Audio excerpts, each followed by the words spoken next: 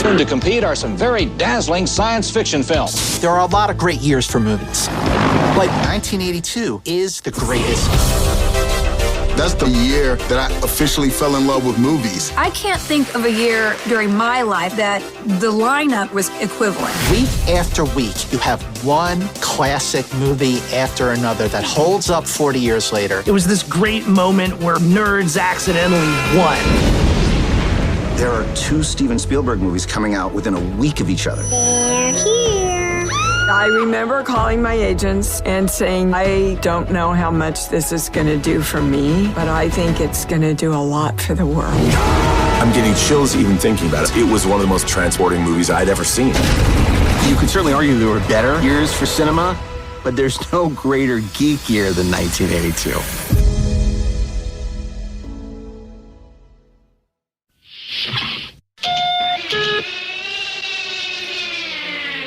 Well, here we go. Deck 78.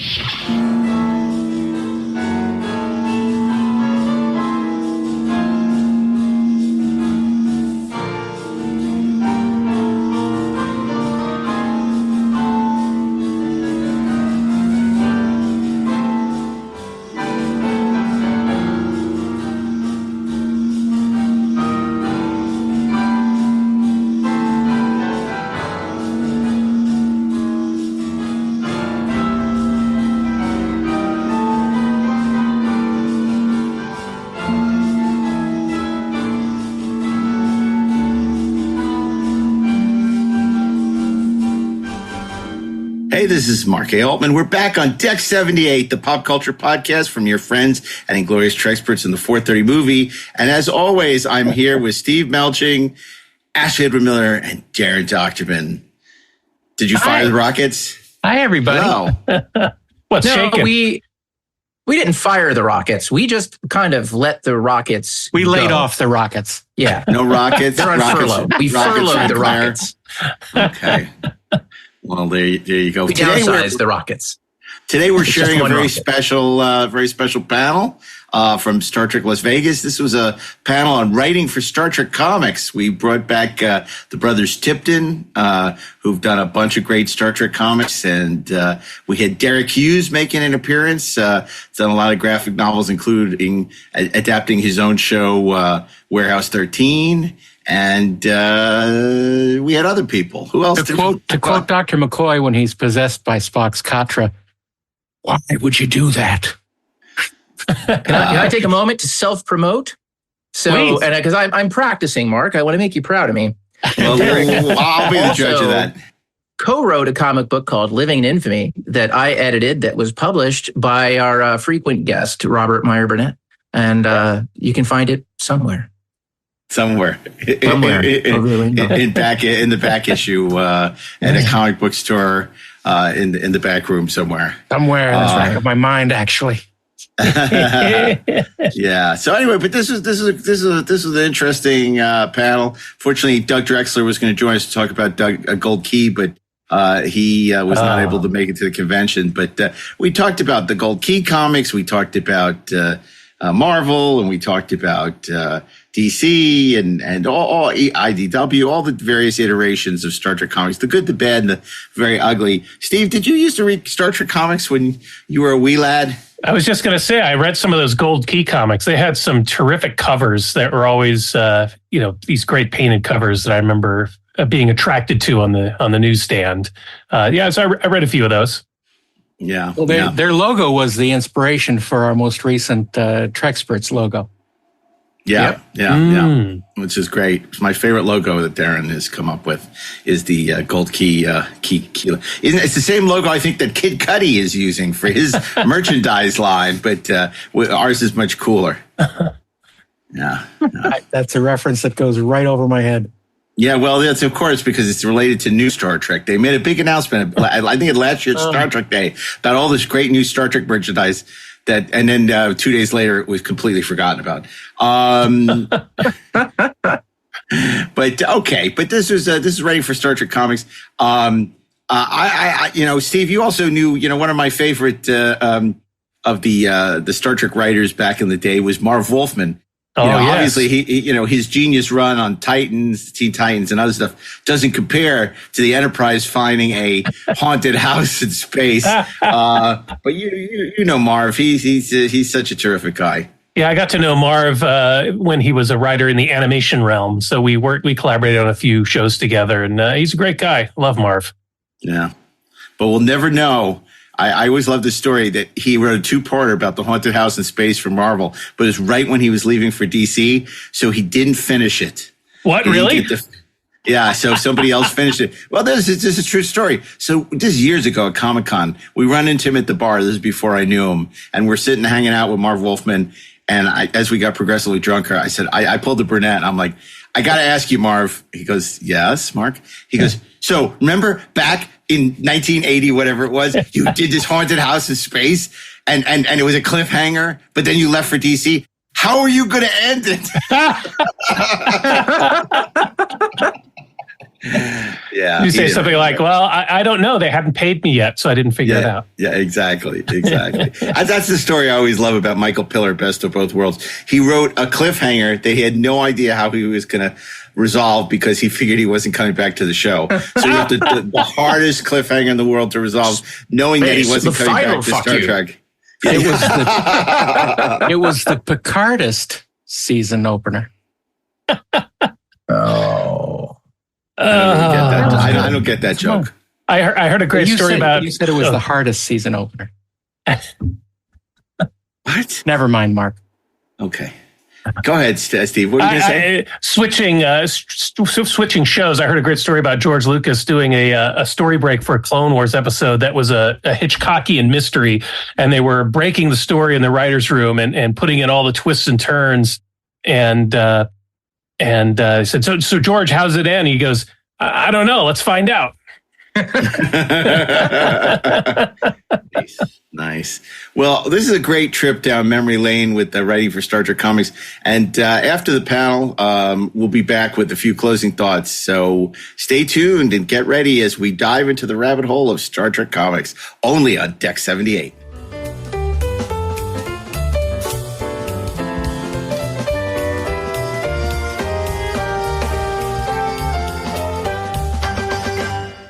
Want to shop Walmart Black Friday deals first? Walmart Plus members get early access to our hottest deals. Join now and get 50% off a 1-year annual membership.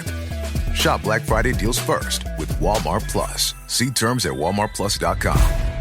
Okay, I have to tell you, I was just looking on eBay where I go for all kinds of things I love, and there it was. That hologram trading card. One of the rarest, the last one I needed for my set. Shiny like the... designer handbag of my dreams. One of a kind. eBay had it, and now everyone's asking, ooh, where'd you get your... windshield wipers. eBay has all the parts that fit my car. No more annoying.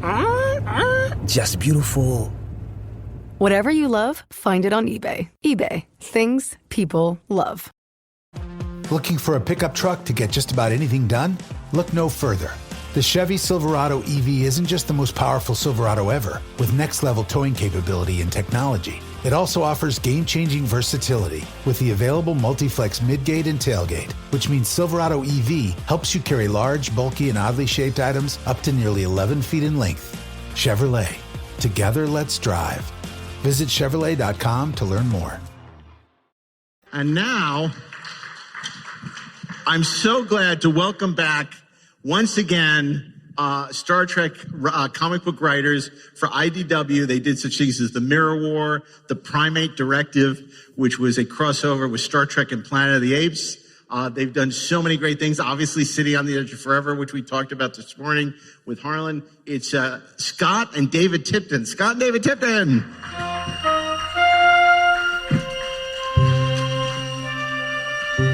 Look at that. You got some nice entrance music and everything.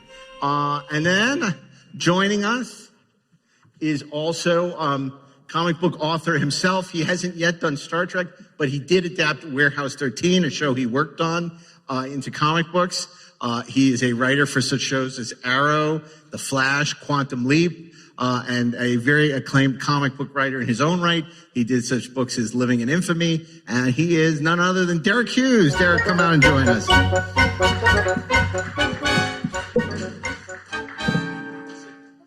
Have a seat wherever you want. the brothers split up. Did you guys have a falling out? Because every time they come out for a panel, they sit next to each other. But now they're like kind of separated. I'm talking to him all day. Okay.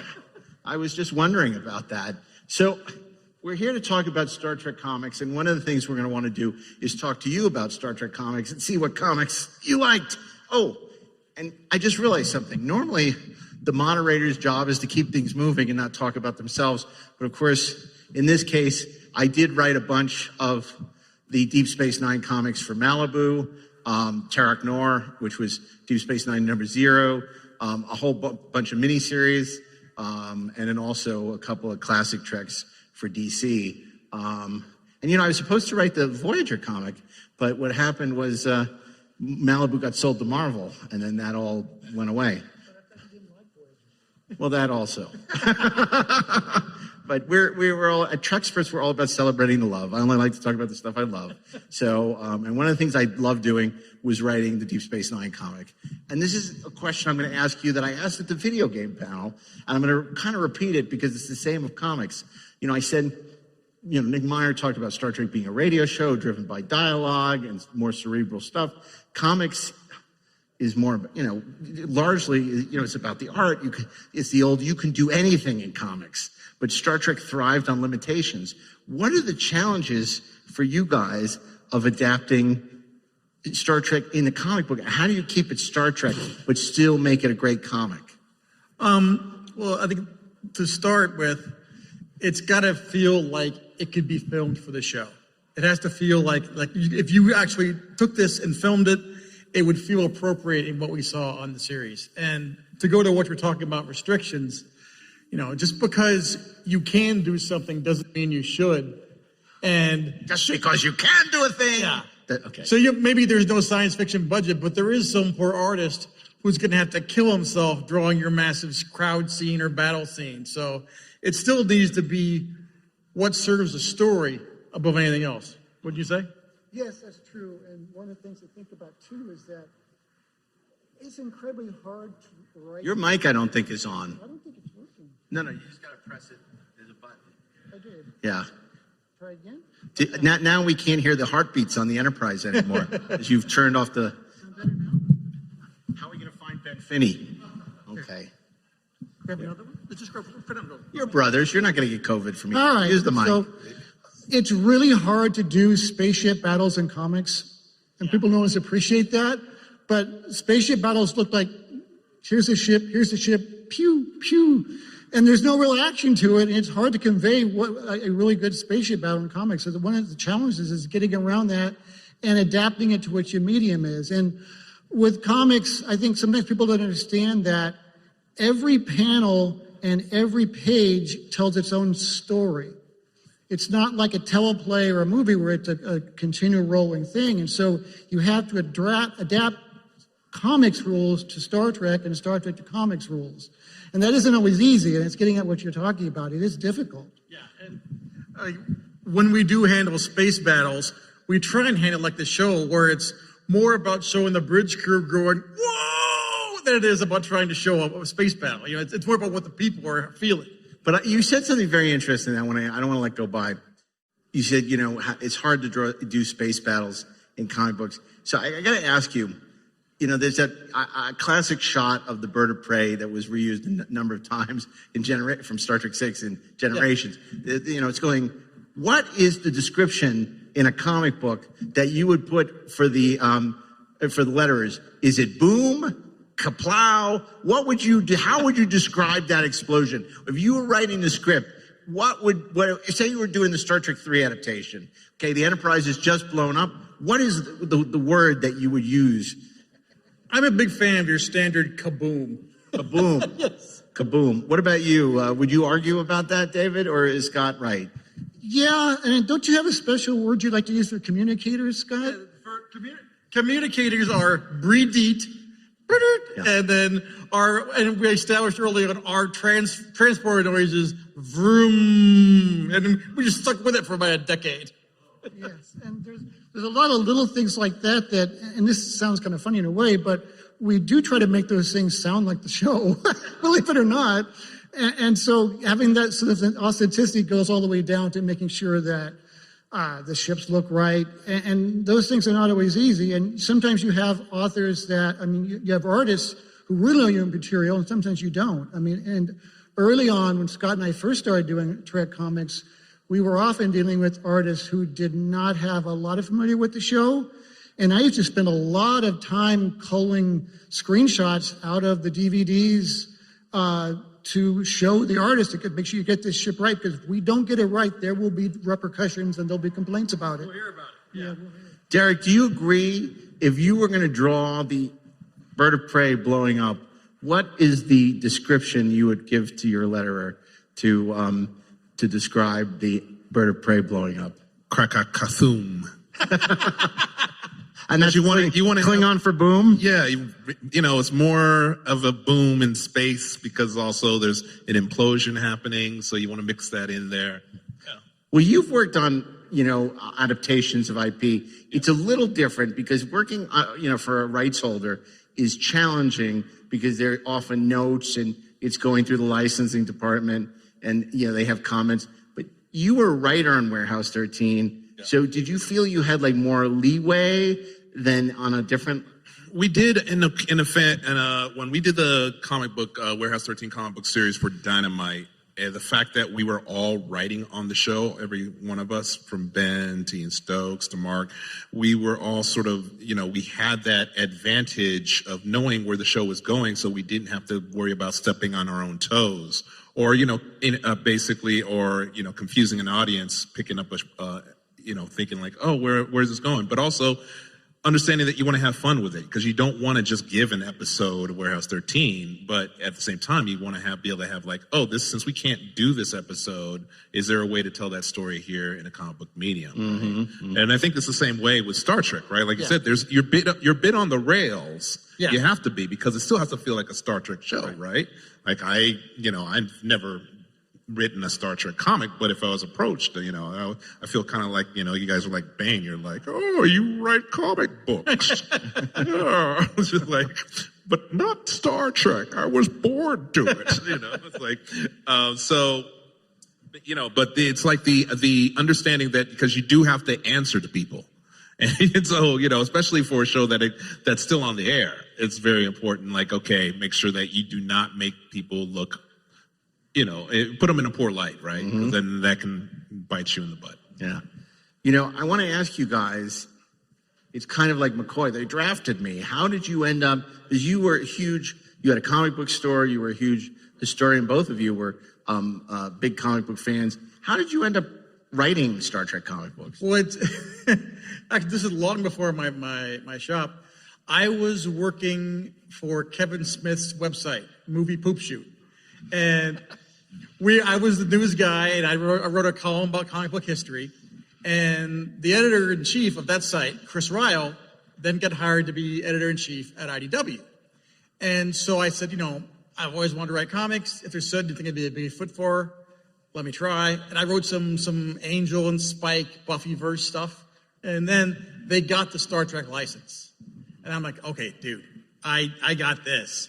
I know you can't just give me the job. Just let me pitch for it.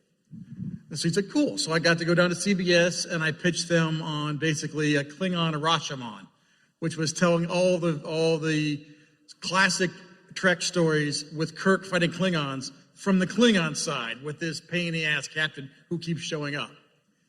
And they liked it and they bought it.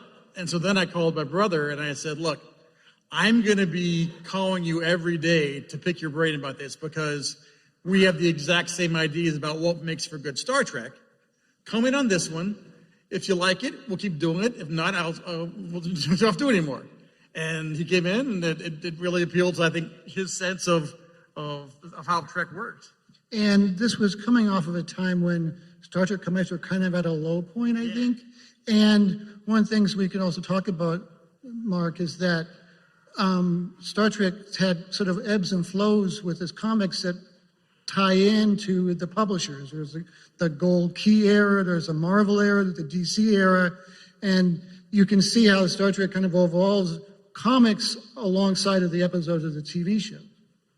Yeah, I think that's really interesting. And, you know, one of the questions I have is it more fun for you to do something like the Mirror War, which is, Next Generation famously never did a mirror story, and you guys got to do a mirror, because they felt Yesterday's Enterprise was their version of a mirror story. So, but you guys did an actual mirror Next Gen, or doing something crazy like Doctor Who meets Star Trek, or Planet of the Apes meets Star Trek. Like, what, do you have a preference, or is it just exercising different muscles? It's a different muscle. Sometimes I like to do the ones that are straight up, this is real Star Trek, because it's a little bit easier, but it's also fun to do the ones that are really out of the box, like Star Trek, Planet of the Apes, especially because it's a huge challenge. There's a lot that has to go on to get those kind of books to work. With Star Trek, Planet of the Apes, you've got to keep 20th Century Fox happy, you've got to keep CBS happy, and you've got to tell a story that someone might think, oh, that kind of makes sense to make Star Trek and Planet of the Apes. So it's a real challenge to do this kind of projects, and they are a lot of fun that way. For example, for Star Trek, Planet of the Apes, the Primate Directive, still my favorite title. The challenge is it needs to be hopeful and positive like Star Trek, and it needs to be nihilistic and negative like Planet of the Apes, and feel right for both audiences. And as David said, we had to deal with 2 sets of editors from 2 sets of publishers, CBS, Fox. Sometimes Fox would give us Trek notes, and CBS would give us good Apes notes. And then we also had the estate of Charlton Heston. I also had to approve everything. So we had a lot of masters on that one. And the only note we ever got was that the Heston estate wanted to make sure that Heston's thighs looked meatier. And then our first note on our first draft of the proposal, do you remember what it was? When we sent in our first proposal, and this had been, a lot of people had tried it and been rejected. And so I came back to, we like it, but can you make it apier? We can definitely make it apier. I want to take a step back too, and look at the comics. It's not just about working on Star Trek; it's about digesting it, enjoying it, falling in love with comics. What was sort of your gateway drug? Maybe not just to Star Trek comics, but also to comics in general. And then, at what point did you start maybe reading some Star Trek comics? Well, I think it was like Spider-Man, X-Men. Being half Japanese, also anime, so it was very much part of my DNA. But I think I was looking back on the Gold Key Star Trek comics, and those were kind of cool because it was like when I was watching Star Trek, Saturday afternoon with my father, then I'd just be able to pick up the books, comic books, and be able to read those as well. And those voices are already stuck in your head, and so when you're reading the comics, you're like, oh, this is like. It's, just like the show. As a kid, you're thinking like these are, stories that may someday be up there and stuff. What's interesting is like, because recently after you asked me to come on this panel, I went back and I was looking at some of the Star Trek Gold Key comics. And what was interesting was that writers and artists weren't credited for like all the way up until like issue 85. It's crazy. It's like, you're just reading it. It's like, these are just, I guess they really wanted to make sure that these are Star Trek. You're thinking like Star Trek is like, screw the artist, screw the writer. It's just like, it's fascinating. And then some of the issues I was reading, I was like, these feel like episodes of Futurama.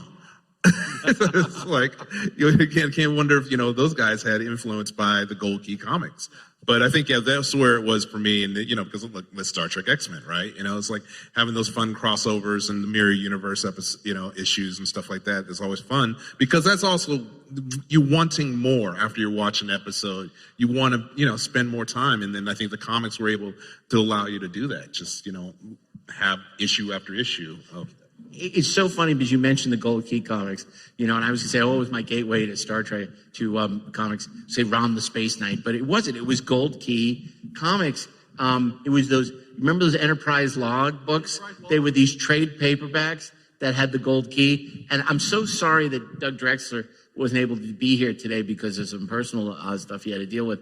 But because Doug would tell the story when he worked at the Federation Trading Post, which was a store in New York devoted to only Star Trek, and in Berkeley, but he worked in New York, that one day the people from Gold Key, who had offices nearby, came in and said, we just wanted to see and they were trolling for compliments. So he said, "What do you think of our Star Trek comic?" And they were expecting these young people at the Star Trek store say, "It's great." And Doug's like, "Oh yeah, they're awful. What is with you? Have you ever seen an episode of Star Trek?" And they were sort of like, taken aback because they thought they were doing brilliant work. So they said, "Well, if you think you could do better, why don't you write one?" And Doug did.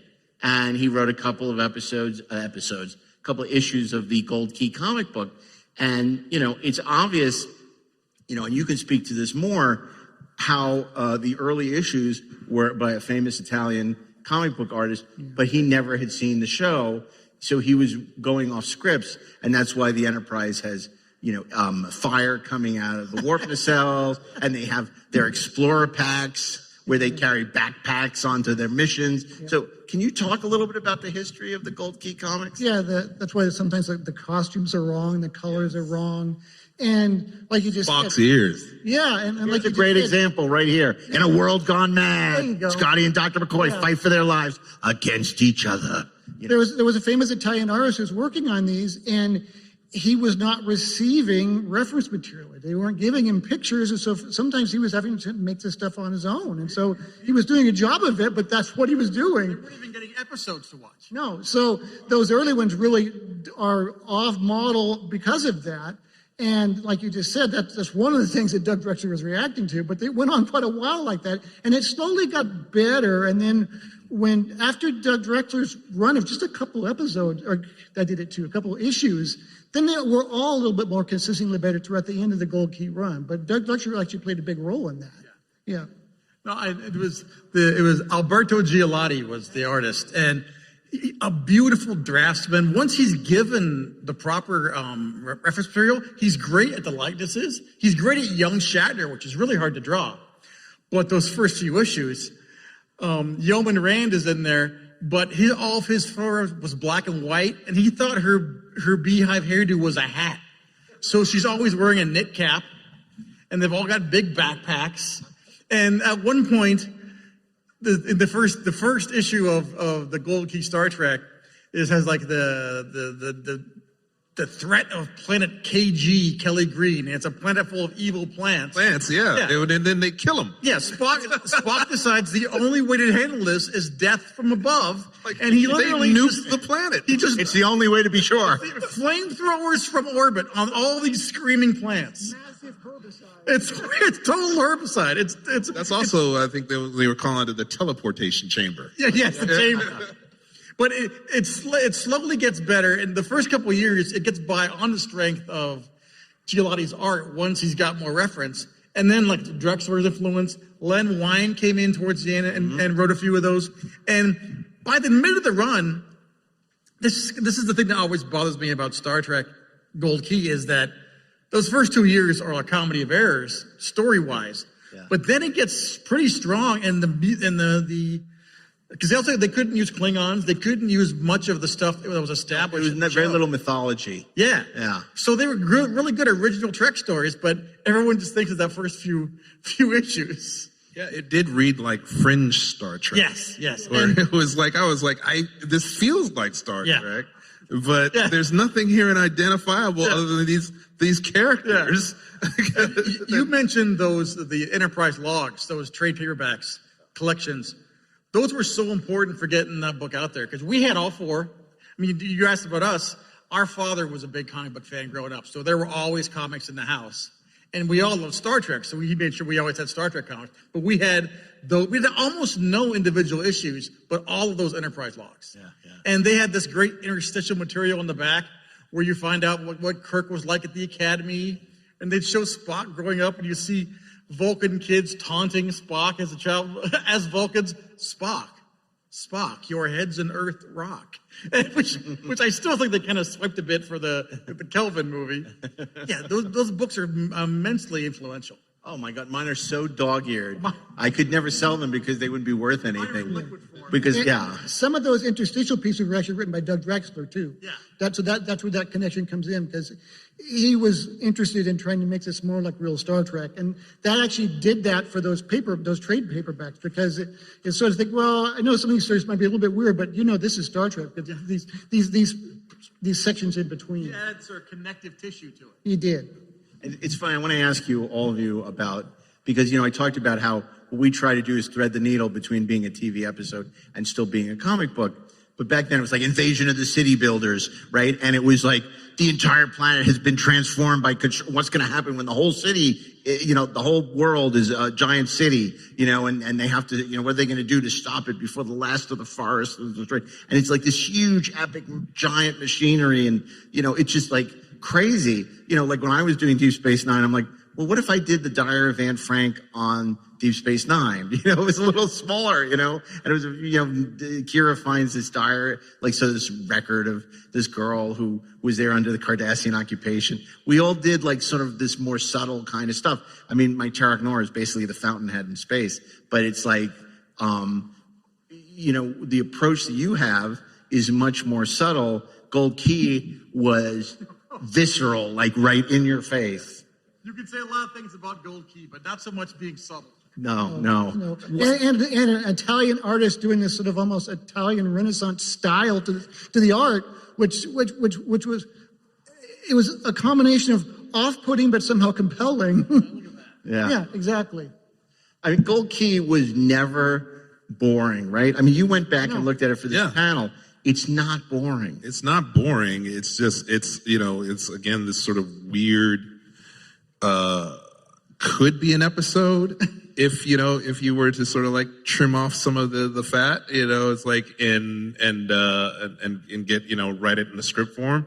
But then there's also kind of I don't know where this is going. It's just sort of a weird story. Lots of guys in robes for some reason. Yeah. Guys in big robes. Yeah. And also, don't hog the mic. Yeah, the famous the pirates issue. Oh, yeah. They run into space pirates, and they're all wearing classic ahoy matey pirate gear with stripy shirts and big earrings, and then these kind of bubbly spacesuits over it, and cutlasses. Everyone's got a sword, and so giant bubble helmets, huge. So in our Mirror Next Gen series, when we have Picard and company running into some pirate types, we made sure they were wearing stripy shirts and had big Gold Key puffy suits. I mean, you think about it, it's like this, when Gold Key was coming out, right, what is runs from early 70s to 74 or something like that? Yeah. Almost up to the motion pictures. Almost to the motion pictures. So there was nothing else out there. No, absolutely. Right? And so again, we're just starving for it. And then so when I went back and looked at it, I was like, oh, some of these still hold up. Yeah. Other ones not so much. Yeah. And I was like, oh, okay, his Gold Key, crawls so that the rest of us can run and walk, right? Even the ones that don't hold up are fun. Yeah, but the ones who do hold up are really good. But the fact that they were cranking them out, it's that's a testament of how far you've come. And then who's doing them now? Is what, IDW still doing them? Yeah. But IDW did a beautiful collection of old. I think it was IDW did the hardback trade, the hardback coffee table collection, and then of course Rich Hanley was curating a collection of comic books for Eagle Moss, which he never got to finish, which was also beautiful. So I want to ask you, after Gold Key, of course, we have that gorgeous super special from Marvel of the adaptation of Star Trek the Motion Picture, which is stunning. And then the Marvel series kicks off, and I always loved, and this is a true story, Marv Wolfman did that Haunted House in Space, but it was right when he left Marvel to go to DC to do the Teen Titans, so he didn't do the conclusion. So there's one time where we're with Marv in the bar at Comic-Con. I'm like, Marv, I gotta ask you, how are you gonna end that story if you had left for DC? And he's like, of course he doesn't remember. It's a ridiculous question, but we were all drunk, so it was okay to ask. But the Marvel run, I'd love to know what you think, excluding IDW, which you did. Is there a run? There's Marvel, there's DC, later on there's Malibu, there's the anime adaptation. There's a whole bunch of different, DC gets it back. Marvel gets the Paramount Movies license. Yeah. They do There's been a lot. So is there a run that you're particularly fond of other than stuff you worked on yourself? Well, for that first Marvel run, the only issue of that Marvel run that we had as kids was that same Marv Wolfman haunted house issue. And there's a character in there who's like this criminal named, this is Raytag, right? Or was he Raytag? Yeah, it's Raytag. And he looks like a red version of like an aliens. We are going to bring that guy back one of these days. Come on. We love that guy. Oh my God. Of the other series for me, I thought that DC had the license through most of the Trek film era, like Trek 3 to Trek 6. I thought those were really good. They did a good job continuity-wise. They had really good writers. And they had the unenviable task of having to tell stories in between movies and then get back to where they were in time for the next movie. It was the Return of the Jedi challenge that Marvel had with Star Wars. It's like how after Star Wars Empire ends on a cliffhanger with Han Solo, in carbonite, again, spoiler alert, and then they have to thread the needle for 3 years and end up right where they need to be for Jedi. It was the same thing between Star Trek 3 and 4, where Star Trek 2 and 3, where DC had to deal with the fact that, well, Spock is dead. Oh no, it's 3 and 4. And so Spock says, your name is Jim, but they can't then go on really from there because they don't know how Star Trek 4 is going to deal with it. And so they go off and and they don't have the Enterprise. Yeah. Because the Enterprise is gone. And between 3 and 4, both Kirk and Spock get their own ships and have adventures and then get them taken away and wind up back on Vulcan in time to pick up where number 4 left off. Yeah, I mean, it's a total reset. Yeah. One of the things about the Marvel run that I find interesting, when I was a kid, I didn't like that brief Marvel run very much, but later on when I went back and I looked at them more, like you just said, the motion picture adaptation is really nice. And then right away it jumps right into a haunted house story. There's a lot of stories about lost loves and sort of not the best of stories, but that Marvel run is only about 50, it's a little more than a year or so, but it's really kind of handicapped by, at the time Paramount said, you cannot do anything from the original Star Trek TV show. It all has to be based upon the motion picture. And so they couldn't do anything but the Klingons from the motion picture and anything from the original Star Trek TV show, Marvel couldn't do. So it really did bind them. That I think was what it kind of made it so they couldn't make a successful book out of it. And the other thing about the Marvel book, which I do kind of like, is that they tried really hard to bring that kind of crazy late 70s rollicking Marvel style to Star Trek. And you can see it sometimes in there. And you can help but think, boy, this could have been really fun if you'd really seen a real Marvel comic style late 70s Star Trek.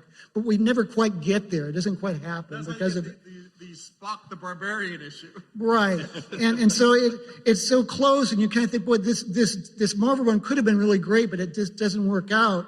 And after Marvel pretty much gives up on it, that's when, like you guys just said, that's when it goes over to DC. Yeah. Derek, do you have a favorite run of Star Trek where you feel like, oh, they got it right? It felt like what I love about the TV series. For me personally, it was like whenever they put out the adaptations based on the movies. It was just always fun to see, because again, we're waiting for it to come out on VHS or, it's a long time. So you pick up the books and you're just reading them and stuff. I think for me, I had moved on. I was like, because there were just so many other comics, and also, being poor, I can only afford to buy so many comics, because my dad definitely did not, support. He did not like us reading comics. I got the last laugh, Dad. Haha. So for the most part, I was like, the only time I would come back was like when they put out something that was like, attached with a movie or something like that. So. I mean, I said this before on the podcast, but sometimes the people in the comics got it more. In Star Trek 3, there's that great moment where Kirk, when he's leaving the Enterprise, right when it's about to be destroyed, like closes his eyes for a second and takes it all, and he like pauses in the transporter, and it's like a subtle moment that's not in the movie, that's better in the comic. that Leonard didn't hold on that and take it. And the comic just nails how hard this is for Kirk to abandon his ship and knowing what's coming next, that it's going to be blown up. We'd love to, we got time for a few questions, and we have microphone over there. So if you want to ask any questions or just share your favorite memories of Star Trek comics, because there's a lot, Paramount comics, the short-lived Paramount comics, Marvel, they did the early Voyages, which were Captain Pike Adventures. There was they did a short-lived Voyager comic. They also did one set in the motion picture era. I mean, they tried a whole bunch of stuff, and they did, I think, a Deep Space Nine one as well. And it really isn't until IDW gets the license back that you really see Star Trek return to its heyday of great comic storytelling. So let's start with you. Go ahead. You know what? If you say it loud, I'll repeat the question. Okay, so I actually manage a comic book store in Virginia, so I sell young asses stuff. Excellent. And I personally love Star Trek comics. I love comics in general. I not only sell them, but I read them and collect them. So I'm always interested in the process from the time you pitch it to the time it's published, and then I sell it, because it's probably not the magic happy place that people imagine that it is. What's it like when you pitch to an editor? How much time do you have to write a script? Draw the script, have it edited, have it published. So he owns a comic book store. He's asking the chronology from the time you pitch it and it gets bought to adapting a comic. So maybe, Derek, you want to start? There's a reason we're already laughing. And then it depends. I mean, it depends on if you have a schedule, right? If it's like they're saying, like, okay, you have 6 issues to write, so you're gonna have to start writing, have to start breaking the stories, figuring out, then you're gonna have to find the artist. If you don't have an artist on hand, if the company's not gonna give you an artist, you gotta find an artist. You gotta find your editor, and your letterer, all this stuff. Basically start building the ship before you even start to, put out a comic book, right? So then you have anywhere for a couple weeks to a month to maybe write the script, turn the script in, get the editors to give you the notes. Then once you get that, then you got to give it to the artist. Then the artist starts drawing the pages.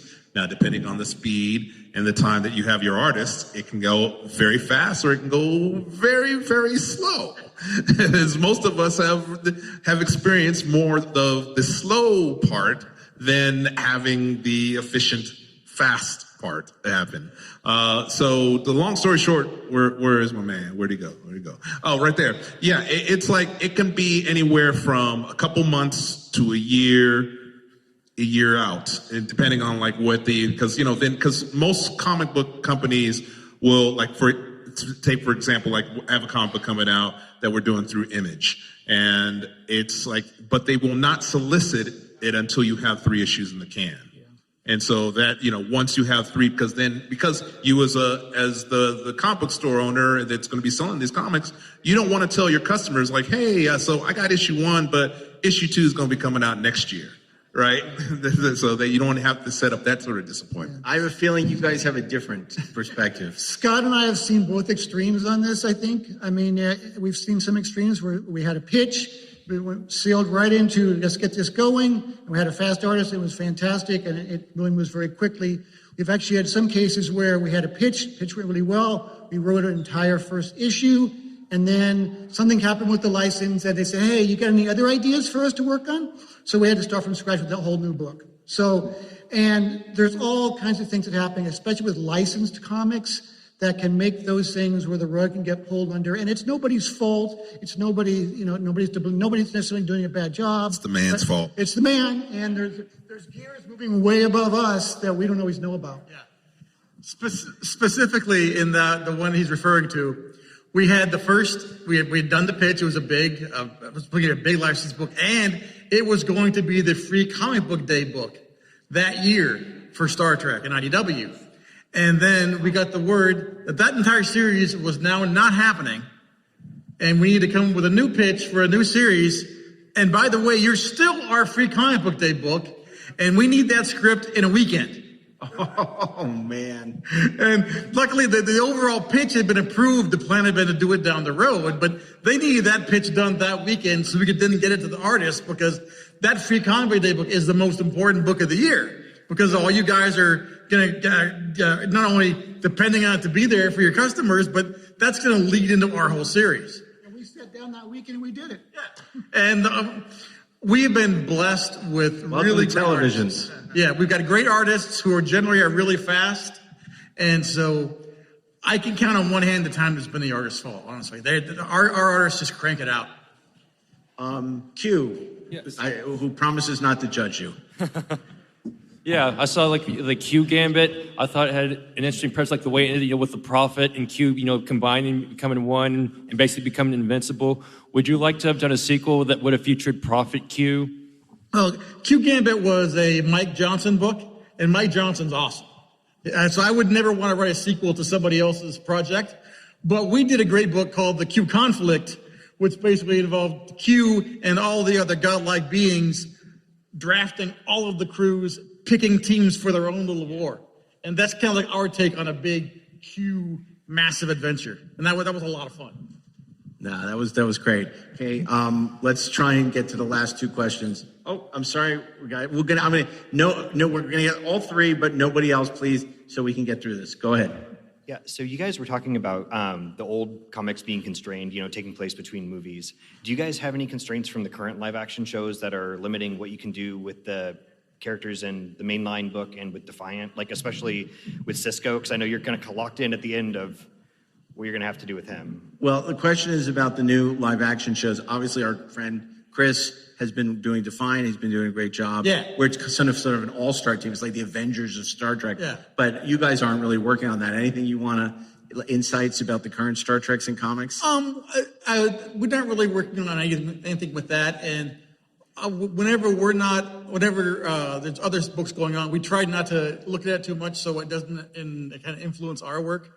But in terms of how that's working with dealing with characters who are also on active shows, that can be tricky, because a lot of times they'll tell you can't do something, but they can't tell you why. And so you just have to kind of trust your licensor to say, okay, if you're telling me I can't do that, there's probably a good reason. Yeah, I found it a lot easier to work on a TOS comic with many years, obviously, after TOS in the movie, than on Deep Space Nine when it was on the air. It was a lot easier to do. Like, for example, when we did the Doctor Who anniversary series a while back, and in the course of writing that, they told us, the BBC did, you can't use those characters. And we said, all right. And we found another Doctor Who villain. And then come their anniversary special, the characters we wanted to use were in it. So that was why. That happens all the time. Great, thank you. Last two questions. Yes, going back to that theme of when the comic books did it better, I was thinking about Spock Reflections. And was that an attempt to make a more satisfying ending to Generations? Because that's how I would have loved to have seen it ended. Was that an attempt to make it a more satisfying ending for Generations by the editor or by us? Yeah. It bothered me so much that they left Kirk's body on that planet. It really was.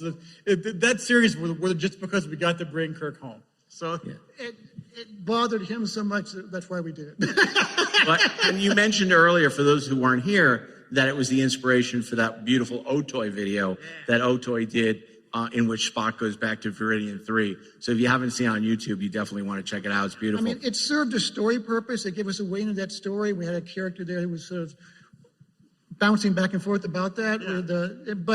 That was the big genesis of it. But what we like to do is when there is something like that Scott says, or I think, then we kind of think, well, maybe we can make a story element out of that. Yeah. And we try to pull story elements that other people might be thinking, could this have worked a different way, and how would that be?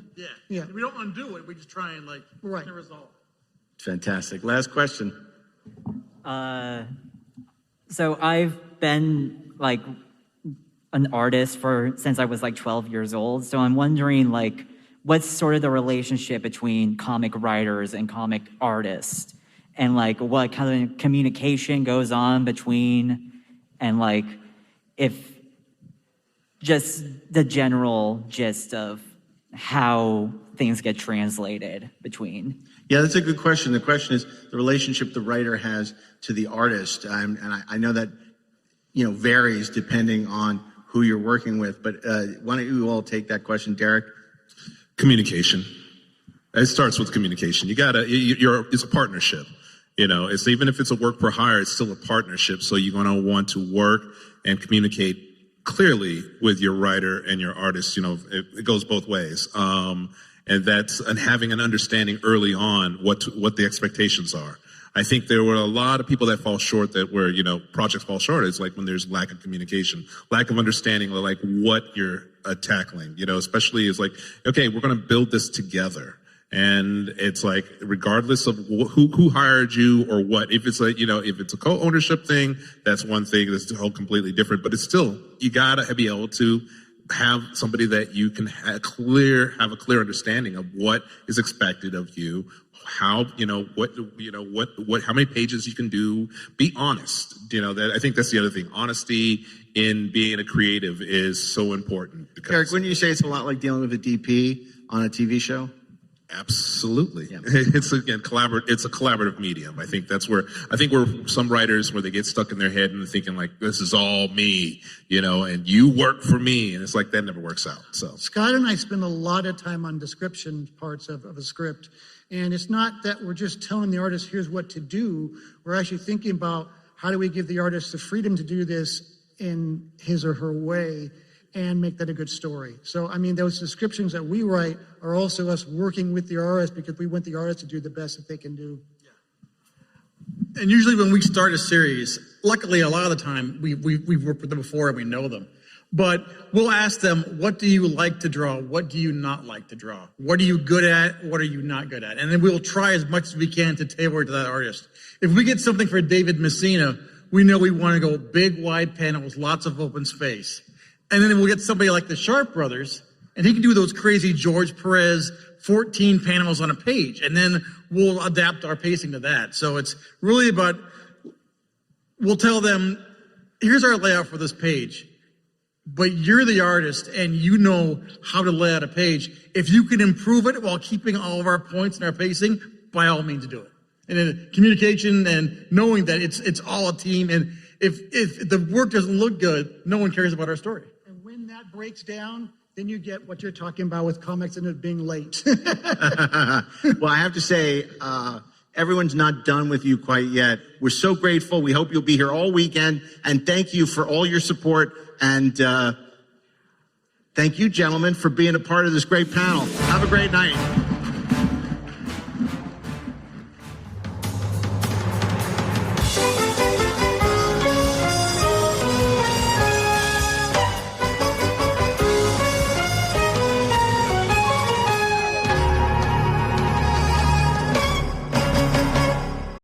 This episode is brought to you by Etsy. Oh. Hear that? Okay.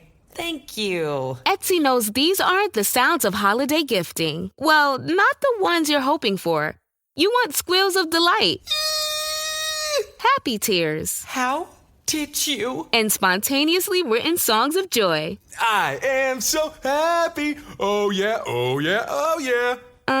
Okay, the song needs a bit of work, but anyway, to get those reactions, make sure everyone on your list feels heard with handmade, handpicked, and designed gifts from small shops on Etsy. Gifts like personalized jewelry, custom artwork, cozy style items, vintage pieces, and home decor to celebrate all of your favorite people and their specific kind of special. For original gifts that say, I get you, Etsy has it. Ryan Reynolds here for, I guess, my 100th Mint commercial.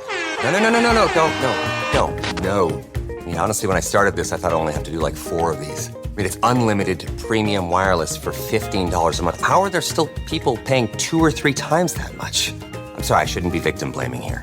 Give it a try at mintmobile.com/save. Whenever you're ready. $45 upfront payment equivalent to $15 per month. New customers on first 3-month plan only. Taxes and fees extra. Speed slower above 40 gigabytes. See details. Meaningless stuff. Why do we gift so much meaningless stuff? Tired of generic gifts and hollow trends? Shutterfly allows you to create meaningful photo gifts for your family and friends. Whether it's a cozy fleece blanket for grandma, a stunning canvas print for mom, or a mug to make Dad smile.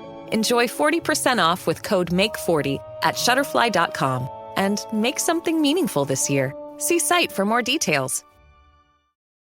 You know, I can't help but think there was someone else on that panel. And I really, you know, before we do these wraps, I should really actually look and see, because whoever I neglected who was on the panel, you did no, he couldn't come to Vegas because he had his book signing in New York. Well, that's right. It being a comic book panel, it has the most panels on the panel. Dun. Yeah, that's true. A lot of panels. A lot of buffers. The family had a lot of panels. But yeah, no, it was a fun discussion as always about Star Trek comics. And Star Trek is so interesting because really there were some really great Star Trek comics and there's some really awful Star Trek comics. And I don't know. I mean, I just know as a kid I used to love reading those Gold Key collections because they were so awful. Because they're so awful, yeah. And it was so obvious that the artists had never seen the show before. Even as a kid, you knew that they had never seen it. Yeah. It's like, what is this show they're doing? Yeah. I watched this show. For a long time, it was the only way to get new Star Trek stories, such as they were, you know? I mean, before the era of The Next Generation, when we've had pretty much nonstop Star Trek for 30 plus years. And the way sometimes you wish it would. The way they used to package them, they would put them in like packs of 5. Oh, yeah. Wrapped in plastic. And the reason I realized they did that is so people couldn't look at them and see how horrible they were. Yeah. They used to be on the spinner rack at the bookstore, and there would be like 5 comics in a and they would be wrapped up. They would be in cellophane. And you could try to like peek and like get a little corner up to see what's on the cover of the ones in the middle. No, they were entirely random, so you never knew if you were going to get something you already had. It was like baseball cards. But then I got the book, omnibus. There's a really beautiful one that they've done in like 5-6 years ago, hardcover coffee table book. But I'm talking about the one back in the day, which was the log series. It was the log series. It was like these little trade paperbacks. And on like newsprint, it was like collected all of them. I had both of those or 2 of those. Wow. They were great. Mine are so dog-eared at this point. I would always go back and if I need a good laugh, just there are a couple that always come to mind. And then, you know, Marvel, you know, look, that super special adaptation of Star Trek: The Motion Picture was gorgeous. I mean, that was just stunning. Of course. Yeah, that was really, really beautiful. And still way different than the movie. Yeah. I know. And if you don't have that, I think it's on Kindle now. I love it's on Kindle and they re-released it with my Star Trek motion picture 45-year logo on it, which is kind of cool. Oh, that's cool. Because I always loved that artwork. That was an homage to the original. Yeah, James Bama. Yeah, it's really, really cool. So anyway, well, this was our another wonderful panel we did in Las Vegas at Star Trek Las Vegas, where we curated a stage for 4 days of incredible Star Trek programming. And if you're interested in more of what we did, there'll be more coming up on Deck 78. And of course, Inglorious Treksperts over the last couple of weeks, we've shared a couple of really great panels as well, and we'll continue to do so throughout the fall. So I was going to keep your radio tuned to Inglorious Treksperts, but that's not really how this podcasting thing works. Yeah, don't touch that dial. Exactly. That constant dial. Anyway, so without any further ado, as always, we're grateful for you joining us here on Deck 78. And you can subscribe either via Inglorious Treksperts, listen on Spotify, or via the 430 movie feed and listen on Apple Podcasts. And commercial-free copies are available to all our Treksperts Plus subscribers, with episodes repeated later on, full of commercials. That's right. You don't want those commercials. You want to subscribe. So anyway, on behalf of all of us, to all of you at home, thanks for joining us for another exciting episode of Deck 78. And until then, fire the rockets.